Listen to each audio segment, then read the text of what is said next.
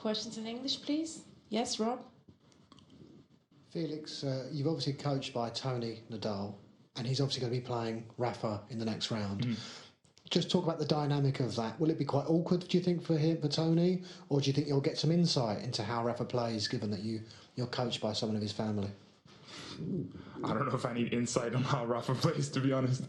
I think we all know what he does well.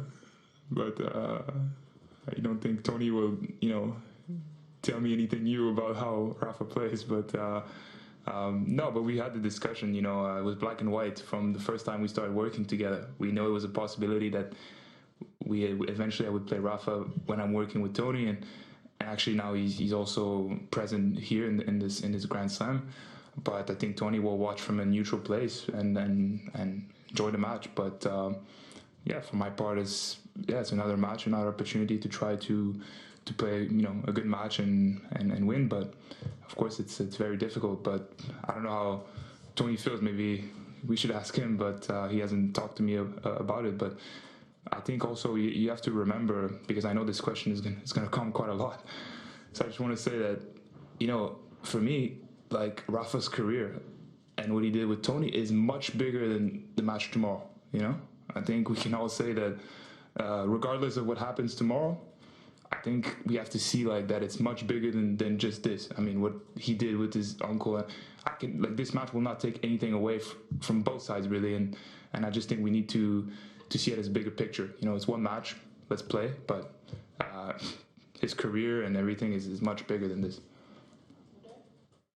Yannick Schneider, Sportschau ARD Germany. You mentioned the bigger picture. Obviously, Rafael Nadal, one of the biggest athletes in this sports, in the history of this sports. But now, is it not the first time that he had a big injury, or he said he had a big injury for the tournament? I'm just curious if this is kind of a talk in the locker rooms that you really think, oh yeah, we have to, maybe he's really injured, we have to take care about this, or you think, it happened a lot of times, this isn't so very, very big injury, so no big topic at the players? Well, first, we don't really talk in the locker room with other players. I personally don't talk with other players talking about other players and what's going on with them and if they're weak or if they're strong. But I think, Rafa's, is like he said, I'm taking his words, he said it, it's something he's been living with all his life, so it's not like a new injury, but then looks like now he's okay. From the first, we knew from the start of the tournament we could play, and we both had to win 3 matches. He won 3 matches without losing a set. I think his form and his foot is good, but I don't know, I don't control this, but so I can only focus on myself and what I control. Hi Felix, Howard Fendrich with AP. I believe you've played Rafa just once before on clay a few years ago. I'm wondering what sticks out in your mind from that match, and can you take anything away from it, or because it's been 3 years, maybe it's not all that relevant? Well, I think I'm a much different player than I was 3 years ago. I think that's fair to say. But what I remember, I have good memories, but also not feeling like I played the best I could have played even at that time when I left the match.